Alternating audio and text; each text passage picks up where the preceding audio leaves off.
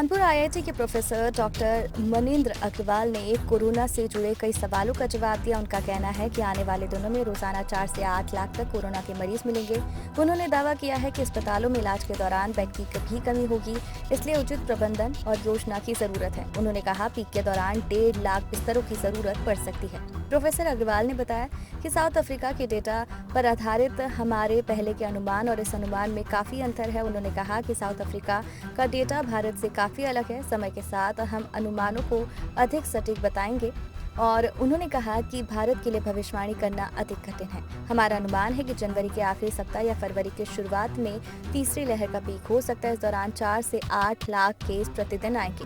उन्होंने कहा कि 15 जनवरी के आसपास दिल्ली में तीसरी लहर का पीक है। प्रोफेसर अग्रवाल ने कहा कि दिल्ली की स्थिति बहुत ज्यादा अच्छी नहीं है, लेकिन सुधार हो रहा है। उन्होंने कहा कि दिल्ली में 15 जनवरी के आसपास तीसरी लहर की पीक हो सकती है। इस दौरान 35 से 70 हजार केस रोजाना सामने आएंगे।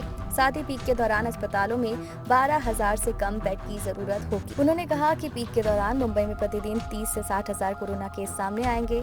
मुंबई में अस्पतालों में भर्ती होने वाले मरीजों की संख्या काफी कम है, इसलिए अनुमान है कि पीक के दौरान अस्पतालों में 10,000 बेड की जरूरत पड़ेगी। 10 दिनों में मुंबई और दिल्ली में तीसरी लहर का पीक। प्रोफेसर अग्रवाल ने बताया कि दिल्ली और मुंबई में अगले 10 दिनों में कोरोना की तीसरी लहर पीक पर होगी। उन्होंने बताया कि दोनों शहरों में करीब 30,000 से 50,000 कोरोना के मामले हैं। डॉक्टर अग्रवाल के मुताबिक भारत में इस महीने के अंत तक कोरोना की तीसरी लहर का पीक होगा। एक दिन में 4 से 8 लाख केस आएंगे। अगर लॉकडाउन नहीं लगाया गया तो मार्च तक कोरोना की तीसरी लहर के पीक के नीचे आने की उम्मीद है। भारत में मार्च के अंत तक रोजाना 10,000 से 20,000 कोरोना के नए केस आने की उम्मीद है। डॉक्टर अग्रवाल ने कहा कि अस्पतालों में कोरोना के कम मरीजों के भर्ती होने की उम्मीद रखें।